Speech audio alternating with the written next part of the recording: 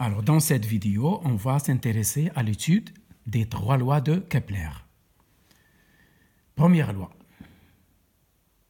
Elle dit que la trajectoire d'une planète autour du Soleil est une ellipse et elliptique.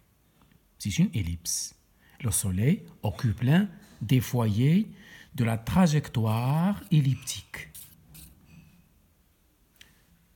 2A, c'est la longueur du grand axe, c'est ça.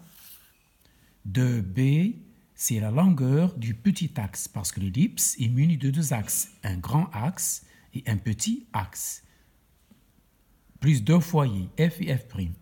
Ça, c'est le côté mathématique. C'est ça la première loi. Donc, la trajectoire d'une planète est elliptique, bien sûr autour du Soleil. Le Soleil occupe l'un des foyers. Voilà un schéma simple. P planète, S le Soleil. Donc la planète, elle décrit une trajectoire elliptique. Deuxième loi. L'air balayé par le vecteur SP, S c'est le Soleil, P c'est la planète, reste invariable pendant des durées égales delta T. Voilà un petit schéma qui illustre cet énoncé.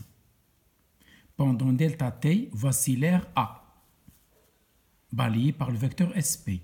Et pendant la même durée delta T, voici l'air A'. Ces deux aires, elles sont égales. C'est ça la deuxième loi de Kepler. L'air balayé par le vecteur SP reste constante. Elle est la même pendant des durées delta T identiques.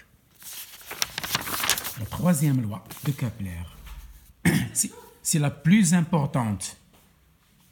Le rapport T carré sur A au cube reste constant. C'est la loi la plus importante. T étant la période du mouvement, A, c'est la moitié du grand axe. Et on va la démontrer. T, période du mouvement de la planète autour du Soleil, en secondes. A, c'est la moitié du grand axe en mètres. On montre que le rapport qu'il faut apprendre par cœur, T carré sur A au cube, c'est 4 pi carré sur GMS. Si la planète tourne autour du Soleil. Aussi, on a T carré sur R au cube. R, c'est le rayon. Et ici, il s'agit d'une trajectoire circulaire. Égale 4 P carré sur GMT, la Terre. Autour de la Terre, les satellites décrivent des cercles. Autour du Soleil, les planètes décrivent une ellipse. Donc, si vous avez une planète, ça c'est MS, la masse du Soleil.